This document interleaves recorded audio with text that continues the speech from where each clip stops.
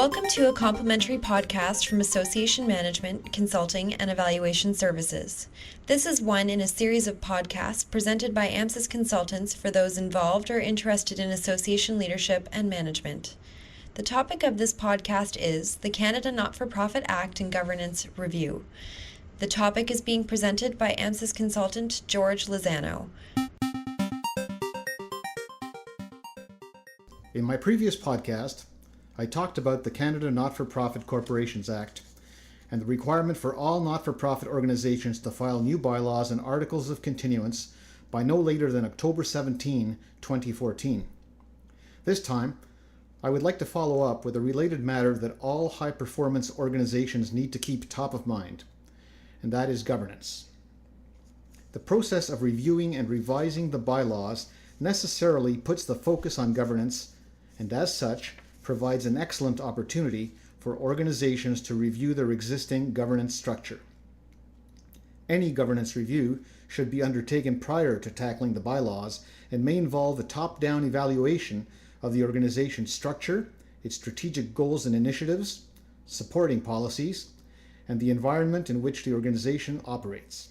These types of evaluations are used by boards, among other things, to address such things as the purpose of the organization, whether it has changed since its original letters patent were filed, and whether the structure of its board and management is appropriate for the organization's needs.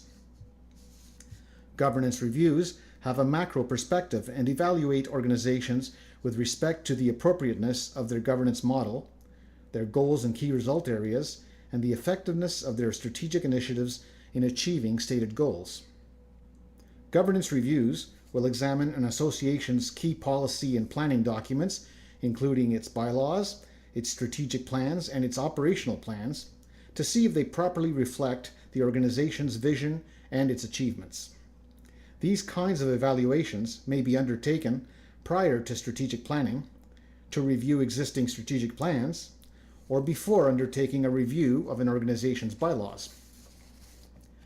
A governance review can identify both the strengths and weaknesses of an organization's structure and point to areas in need of improvement. Alternative governance models may be taken into consideration, and this in turn may lead to a restructuring of the organization, its board, its committees, or its membership classes, among other things. Once a governance review has been completed, the organization may wish to implement certain structural changes.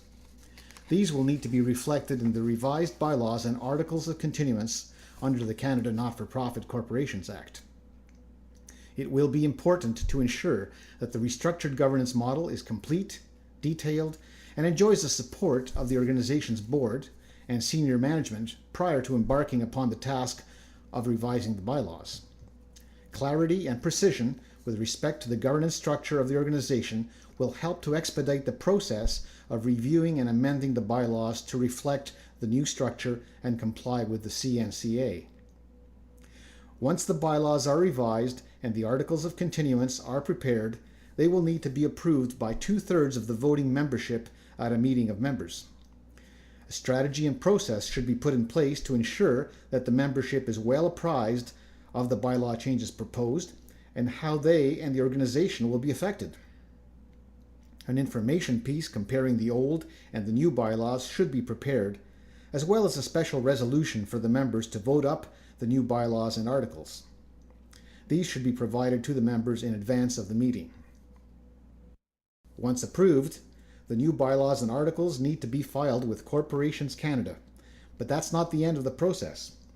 It is advisable to develop an information package including orientation for stakeholders, such as new board members, so that they are well acquainted with the new bylaws and any policies that the association may develop or revise as a result.